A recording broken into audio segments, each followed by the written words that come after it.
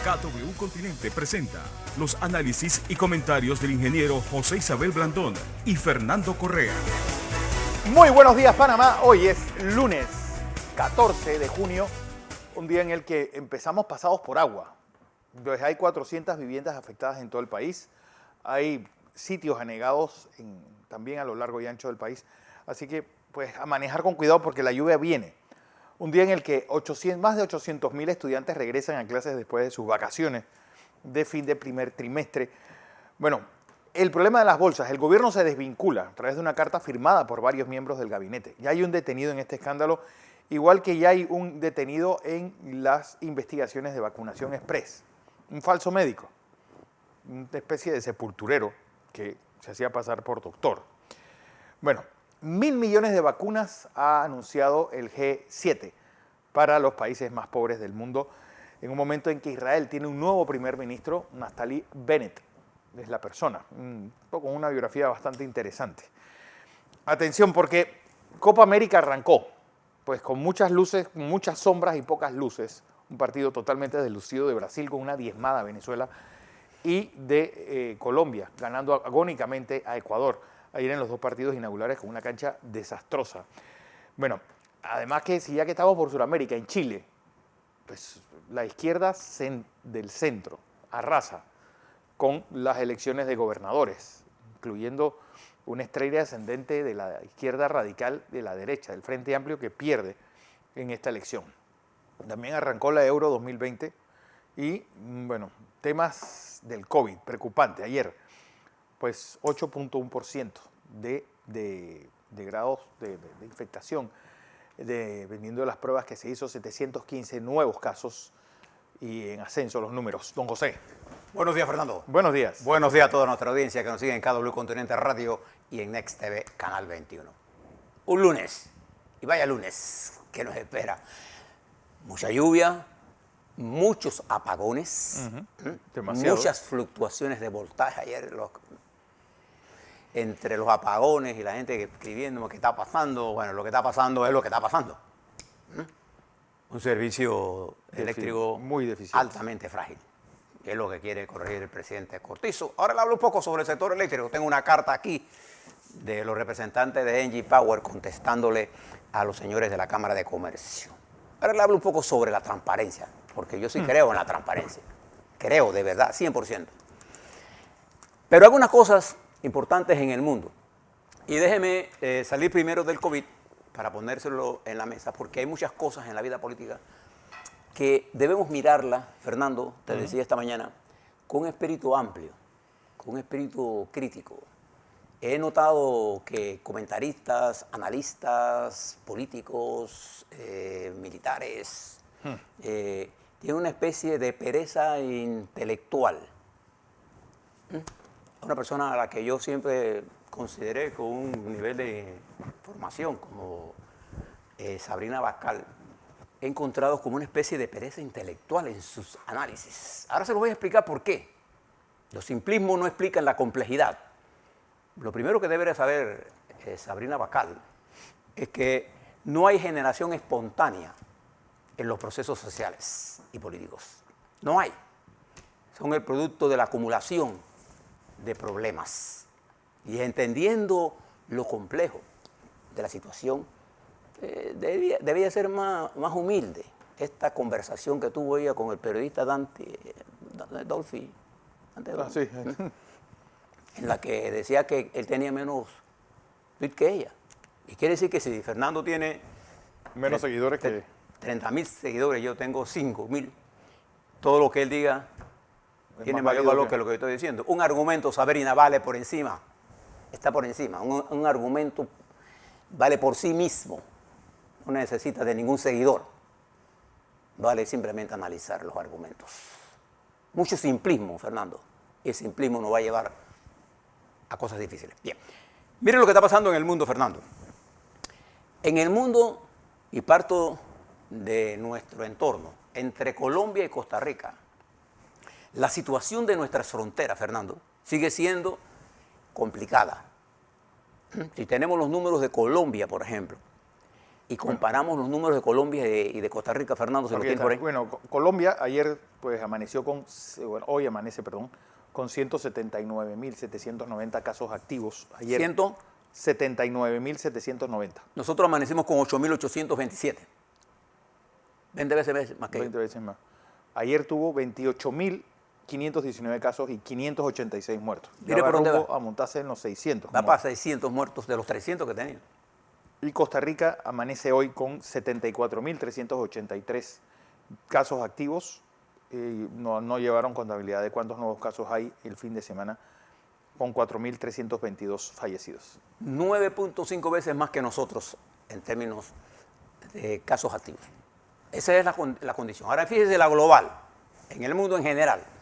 En el mundo hoy se amanece pues, con 177.792 casos totales. Hay 28.694.100 casos activos con 3.835.186 fallecidos. ¿Y qué nos está indicando esto? Que el virus no ha desaparecido.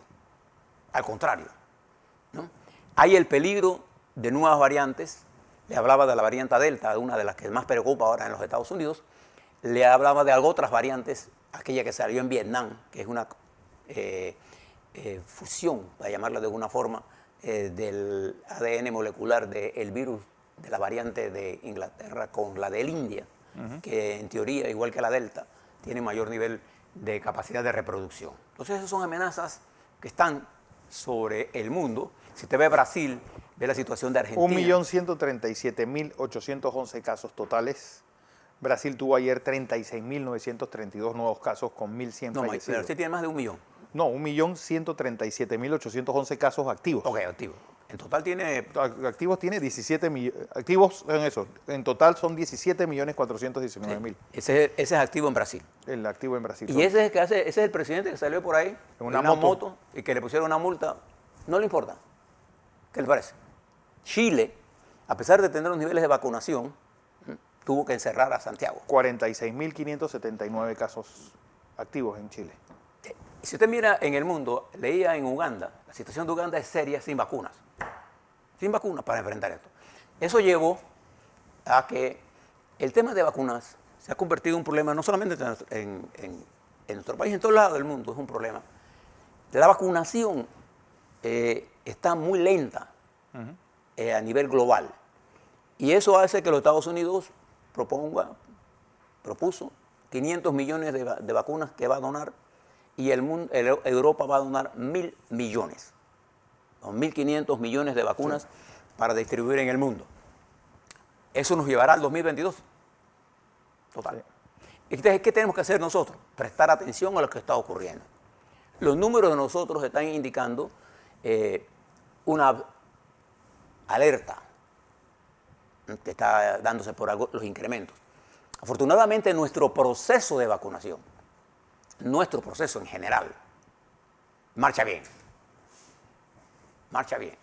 Ha habido incidentes que se han dado que han tratado de sobreponerlo al proceso de vacunación. Claro que la gente necesita una explicación sobre esas vacunas clandestinas. Cuando usted lo compara con el 1.200.000 y tantos mil de vacunas que hemos puesto nosotros, usted ve el porcentaje. Usted se da cuenta de la exageración del tema. Entonces, al hacer eso, generan una serie de dudas sobre las vacunas, sobre el personal de salud, sobre todo el mundo. ¿Qué ganan con eso? Ya sabremos. Ahora se lo explico un poco. Este es lo que yo llamo la pereza mental, la pereza intelectual de entender la gravedad de los problemas. Pero hablemos un poco de las cosas que están ocurriendo en nuestro continente, Fernando, que nos abre este lunes una perspectiva nueva. Voy a partir del cono sur. En Chile ayer hubo elecciones de gobernadores. Recuerde que Chile estará en elecciones generales dentro de 4 meses, por allá por noviembre. ¿4 meses? Sí, 4 meses. 4 meses. 4 meses. ¿Marzo? No, en noviembre. En noviembre son las elecciones. Esas elecciones tuvieron lo que se llamó en Chile la batalla de Santiago, en la que la derecha de Chile Vamos perdió, no tenía ni nada que hacer. Eso fue entre la izquierda del centro izquierda, de la unidad entre los demócratas y los socialistas, Y la izquierda, compuesta por el Frente Amplio y el Partido Comunista, en la que ganó Claudio Obrego ganó, es un demócrata cristiano apoyado por la candidata presidencial socialista y la candidata presidencial con mayor posibilidad del Partido Demócrata Cristiano para las elecciones de noviembre. Pero la elección fue muy cerrada, 48% contra 52%, para darle un pantallazo. Pero lo importante de esto es que el partido de gobierno, de las 16 gobernaciones que fueron a elecciones, ¿sabe cuántas ganó Fernando? Una. Una de las 10. De las 16 que fueron, del sí. total. Acuérdense que unas se otorgaron en la primera vuelta y otras se otorgaron. Ayer fueron 13. De esas 13, la mayoría fue ganada por el Frente Constitucional, y la que impulsa reformas constitucionales de la izquierda del centro. Y el Frente Amplio ganó otras y los independientes ganaron espacio. ¿Qué está indicando eso en Chile? El resurgimiento de unas nuevas fuerzas políticas. Recuerde lo que le dije, mi querida amiga Sabrina Bacal. Los procesos sociales no nacen por generación espontánea, son producto de acumulación de fuerzas. Que no son homólogos, sino análogos. Exactamente. Hay que entender que lo que está ocurriendo en Chile es lo que está ocurriendo también en otra forma en los Estados Unidos. En Europa. ¿No? Y fíjese, Sabrina, que si usted busca el hilo conductor, ¿qué nos explica el hilo conductor entre un Bolsonaro, un Trump, un Luis Arce en Bolivia, López Obrador, un López Obrador, un Castillo en Perú, un Netanyahu en Israel? Hay un hilo conductor. Y el hilo conductor es la insatisfacción que hay en el mundo neoliberal por lo que ese mundo ha producido. En los Estados Unidos, el neoliberalismo hizo que se expatriaran los capitales y se perdieran empleos. En nuestro continente, el neoliberalismo produce una acumulación enorme de riquezas. Chile es un ejemplo de ellos. Perú es otro ejemplo. Usted sabe aquí, Sabrina, ¿cuántos Perú hay? 3. ¿Cuántos Perú usted cree que hay en Perú? ¿O cuántas Colombias hay en Colombia, un país a la que usted conoce mucho mejor que yo? ¿Cuántas Colombias hay? Escaleña, así que sabe el ojo de la tormenta donde Hay está. tanto. Es como cuántos Panamás hay. Entonces no es el problema sencillo de opinar por opinar sin tener un criterio sobre estas cosas. Fíjese que esa elección en Chile demuestra la existencia de una nueva correlación de fuerzas y que Chile busca un mecanismo para salir de la crisis a través de reformas constitucionales y que se van a hacer, porque ya están escogidas para hacerlas. Y hay nuevas fuerzas que van a competir, e incluso la derecha chilena con una gran preparación intelectual.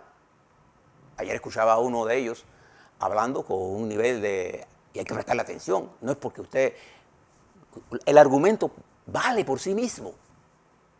Este joven de la derecha defendiendo las pensiones privatizadas tenía muy sólidos argumentos. Y fíjese lo que pasa en Perú. En Perú ya casi prácticamente es inevitable. No hay forma que Keiko Fujimori gane estas elecciones, a menos que intenten hacer un fraude. Con lo que falta de mesas por contar, que son aproximadamente 56.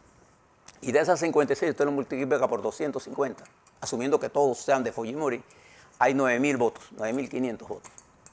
De esos 9.500 votos, el señor Castillo tiene 50.000 por encima. Por encima. No hay forma que gane. Entonces, la única cosa que va a pasar es que se va a dilatar esto.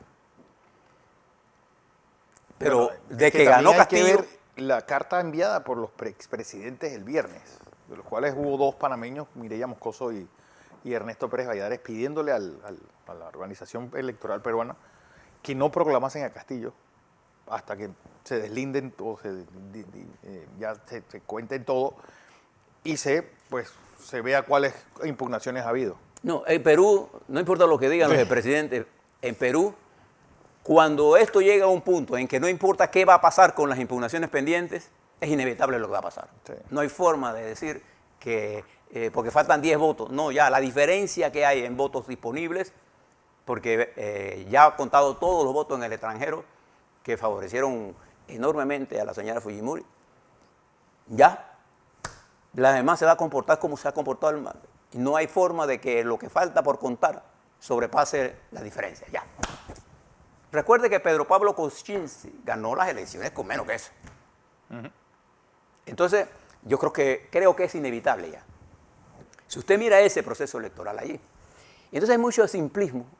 Yo les exhorto a que usted miren la campaña en Perú cómo se hizo. La élite intelectual, periodística, financiera, económica de Lima intentó imponerle a los otros Perú el mensaje central de que esto era una lucha contra el comunismo. Para la gente del otro Perú, que apenas tiene 40% de conexión, a ellos no les importa nada de eso. Porque ellos viven en un mundo de absoluta pobreza. Bueno, este muchacho Pedro viene de las áreas más ricas de minerales, entre ellos el oro, y es una área más pobre.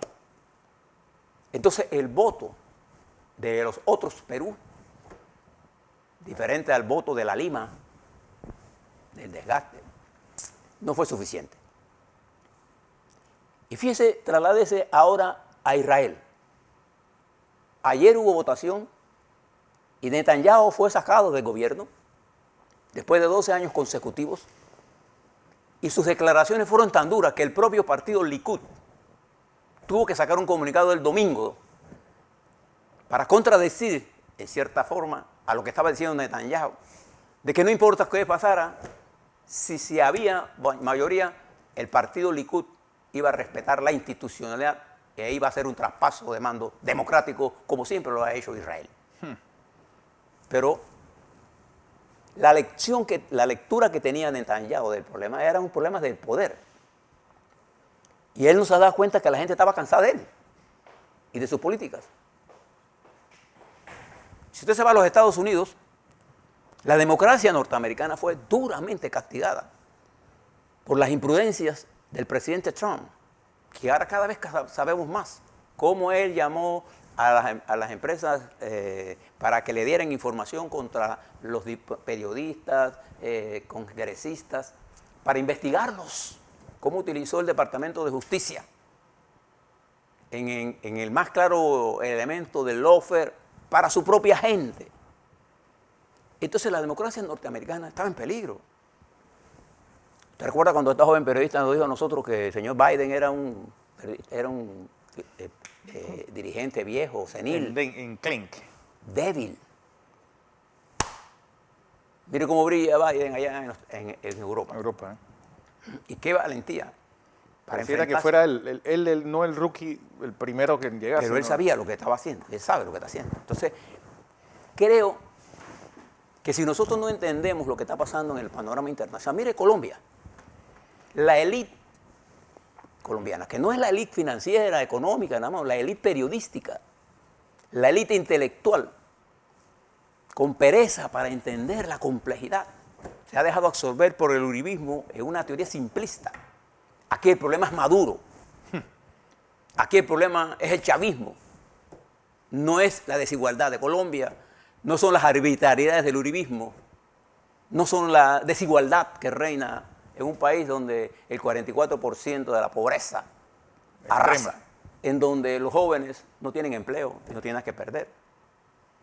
Entonces América vive una especie de revolcón en llano de piedra. Pero no solo América. Usted lo ve en Myanmar, en Birmania, lo ve en Rusia. ¿Y qué hace Putin para resolver el problema? Pone presa a la oposición. Lo ve en Nicaragua. ¿Qué ha hecho el señor presidente de Nicaragua, Ortega, que viene de un movimiento revolucionario y se ha vuelto más derechista que Somoza? O más estalinista que Stalin. No, él no es estalinista. Él es un aburguesado que se ha hecho multimillonario y ayer puso presa a Dora María Telles, la comandante Histórica. que asaltó el palacio junto a Edén Pastora, presa. La revolución devorándose a ella misma desde hace tiempo. Nada más le falta poner preso a Henry Ruiz, que por ahí anda. Entonces, cuando usted mira todo esto, mira Honduras, mira lo que está pasando en Guatemala y mira lo que está pasando en El Salvador y en México, usted se dará cuenta que estamos en una situación complicada. Muy complicada. Entonces, ¿qué debemos hacer? Lo primero que debemos hacer es entender lo que está ocurriendo. ¿Y qué efecto eso podría tener en nosotros? A la vuelta se lo voy a explicar, para ponerle en las manos suyas elementos para que usted pueda hacer juicios, el que quiera que usted sea. No tiene que coincidir con lo que le estoy planteando. Solamente mire lo que está ocurriendo, no solamente en nuestro continente. Esto está pasando en España, Fernando, está pasando en muchos países europeos, está pasando en Israel. ¿Cómo se explica esa coalición de los extremos? Yo le decía a Fernando que el primer ministro electo, por su condición de ser un hombre de ultraderecha, sin duda alguna, un hombre que tiene una formación militar empresarial exitosa, él es capaz de sentarse con toda la gama. Además que un hombre que ha sido hombre del sistema, ministro de Educación, de Economía, de Defensa y de Asuntos Religiosos. Y él está haciendo un llamado a la unidad, el único en la que nadie puede dudar, porque más a la derecha no puede estar nadie. Nadie. Entonces él se sentó con una gama de gente que solamente él lo puede hacer. Por eso es que los republicanos siempre, por su carácter de más conservador en los Estados Unidos, siempre pudieron hablar con las izquierdas del mundo, porque nadie dudaba de ellos, salvo ahora. En esa complejidad del mundo, usted evite caer en los simplismos. A ver, ¿qué es un simplismo? ¿El sistema de vacunación en Panamá está funcionando o no está funcionando, Fernando? Está funcionando. ¿Está funcionando?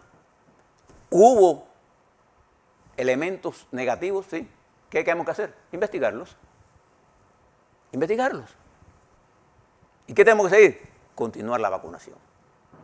¿El sistema de manejo nuestro estratégico para manejar la epidemia funcionó o no funcionó? Está funcionando. Mire lo que está pasando en el mundo aquí en nuestra frontera, y ahora le doy los números de nosotros. Frente a las cosas complejas, no tenga pereza intelectual. Haga el ejercicio.